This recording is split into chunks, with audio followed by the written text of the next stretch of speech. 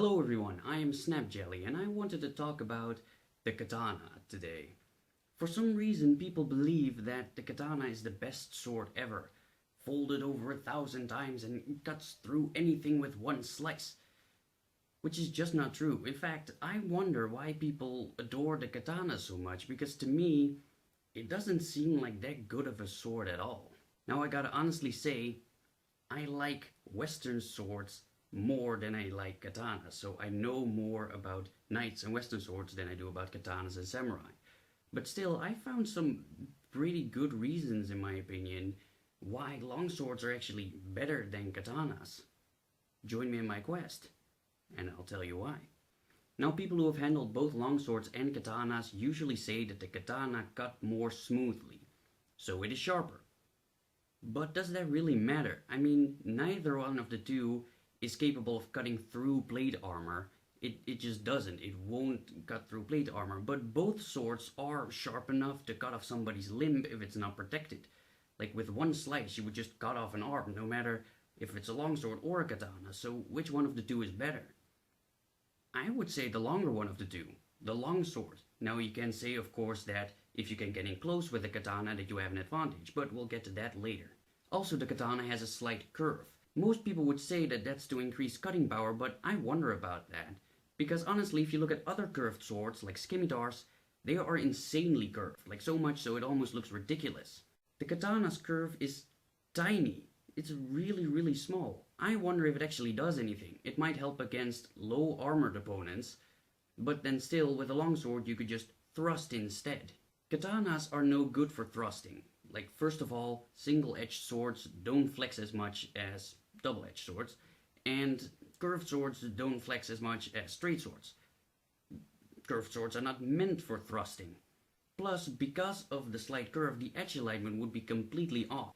So you have the thing that the katana will most likely bend or break if you thrust with it, and it's gonna be harder because it's curved. So thrusting is not an option, you can only cut. And especially when fighting people in plate armor, that is a huge disadvantage. Like, the primary weapon of soldiers and knights were spears and poles, because thrusting works. It's effective. Now, going back to the very close up front thing, a sword doesn't need to have a large guard to be effective. Absolutely not. But I'm personally not a fan of swords with small guards. Why? Because a large guard, like a cross guard, is very versatile. You can use it for a lot of things, defensive-wise and offensive-wise.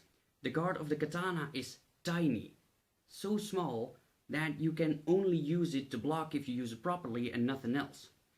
First of all, the katana does not have a pommel, so you can't end him rightly.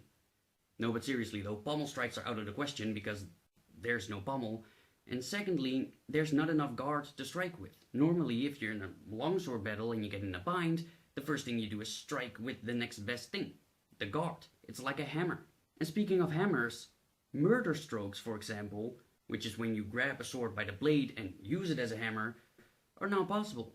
The katana's guard does not allow it. Talking about grabbing the blade, half-swording, which is when you grab your blade with one hand and use it like a spear, might be possible with the katana, but I'm not sure. Like with a longsword, it will help you because it gives you more control, you'll be quicker, it just works, right? But, like I said, first of all, katanas are curved, so stabbing isn't as effective, and secondly, katanas are really short. Only 60 to 70 centimeters maybe, but that's it. Like, if you get that second hand on there, there will be no room left to stab with. Not only that, but like I just said, katanas are also sharper than long swords. So if you would get your second hand on there, it's very possible to have sword with no hand protection. It is possible. If you don't make the cutting motion, it won't cut your hand. But if your sword is sharper, you just increase the risk of cutting your own hand. It's not impossible to cut your own hand with your own sword. So if you wear, of course, hand protection, then there wouldn't be as much of a problem, but still it's kind of an unnecessary risk. So I don't see why people glorify the katana so much. So anyway, thank you guys for watching. I hope you enjoyed. Subscribe if you haven't, and thank you for joining my quest. And I hope I'll see you in the next one. Bye guys.